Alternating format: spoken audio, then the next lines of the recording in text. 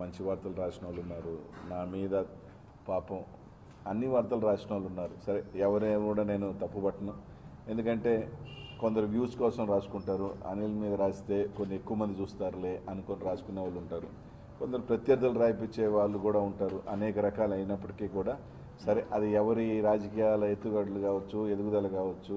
So మీకున్న అందరితో కూడా నాకు మంచి అనుబంధం ఉంది, అందరినీ కూడా. సో వాళ్ళందరికీ కూడా చెప్తా ఉన్నాను, ఎవరి మీద ఈ జిల్లా నుంచి నేను వేరే ప్రాంతానికి వెళ్ళేటప్పుడు నాకు ఇక్కడున్న పత్రికా విలేకరుల మీద ఎవరి మీద కూడా రేపు మీ అన్నా అంటే పాపం నా మీద చెడ్డగా రాసిన వాళ్ళు కూడా రేపటి నుంచి పాపం వాళ్ళు బాధపడే పరిస్థితి ఉంటుంది. ఎందుకంటే నా మీద వార్త రాయలేరు, నా మీద పాపం వ్యూస్ కూడా తక్కువ వచ్చే అవకాశాలు ఉంటాయి. కాబట్టి ఖచ్చితంగా నేను లేని లోటు వాళ్ళందరికీ కూడా రేపటి నుంచి పాపం స్పష్టంగా కూడా కనిపిస్తుంది. వాళ్ళందరి మీద నాకు కూడా ఎటువంటి బాధ లేదు, ఇది లేదు. వాళ్ళందరూ కూడా బాగుండాలని మనస్ఫూర్తిగా కూడా కోరుకుంటాను. అలాగే ఈ జిల్లాలో నా వల్ల ఈ 15 సంవత్సరాలలో ఏ నాయకుడు కానీ, ఏ కార్యకర్త కానీ, ఎవరైనా నా మీద కానీ నా వల్ల పరోక్షంగా గానో లేకపోతే ప్రత్యక్షంగా గానో ఎవరైనా బాధపడున్నా, నేనేవన్నా ఇబ్బంది పెట్టున్నా, వాళ్ళందరికీ కూడా మీ అందరి ద్వారా కూడా ప్రతి ఒక్కరికి కూడా చెప్తా ఉన్నాను, వాళ్ళందరికీ కూడా నా క్షమాపణ చెప్తా ఉన్నాను. ఎందుకంటే కొన్ని నేను ప్రత్యక్షంగా కూడా జరుగుంటాయి రాజకీయాలలో, కొన్ని గెలుపోటముల్లో గెలవాలన్న దీంట్లో కొన్ని జరుగుతాయి, కొన్ని పరోక్షంగా జరుగుతాయి మన ప్రమేయం లేకుండా. కానీ అన్నీ కూడా ఏదో ఒక రకంగా. సో ఒక మంచి దీంతో వాతావరణంలోనే ఈ జిల్లా నుంచి నేను పల్నాడులో నర్సరావుపేటకు పోవాలని ఒక ఆలోచన, ఒక దీంతో అందరికీ కూడా ప్రతి ఒక్కరికి కూడా నా తరపు నుంచి తెలియజేస్తూ ఉన్నాను. సో ఖచ్చితంగా నెల్లూరు నగరం సీటు కూడా ఇప్పుడున్న మా కార్పొరేటర్లు కానీ మా నాయకులు అందరూ కూడా తప్పకుండా కృషి చేస్తాం.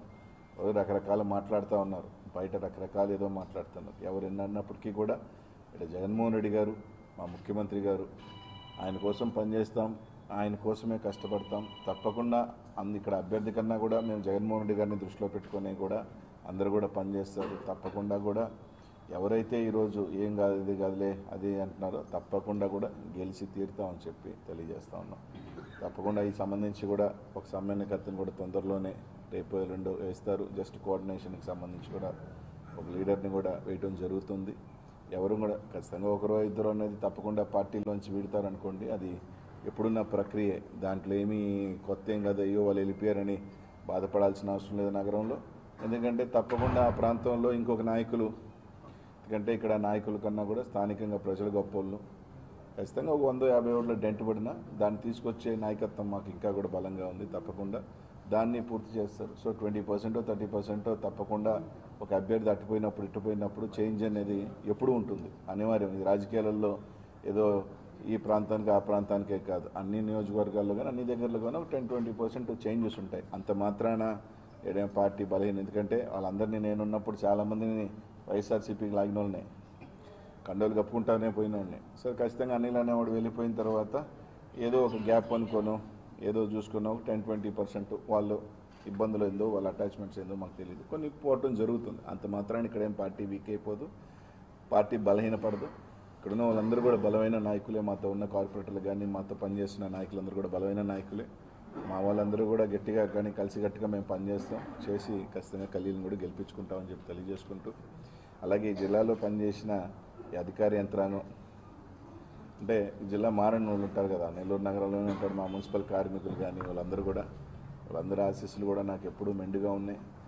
వాళ్ళందరి దీంతోనే ఈరోజు ఒక బలహీన వర్గాల అభ్యర్థిగా నెల్లూరు జిల్లాలో నాకంటూ ఒక స్థాయిని, ఒక గౌరవాన్ని కల్పించాడు మా ముఖ్యమంత్రి జగన్.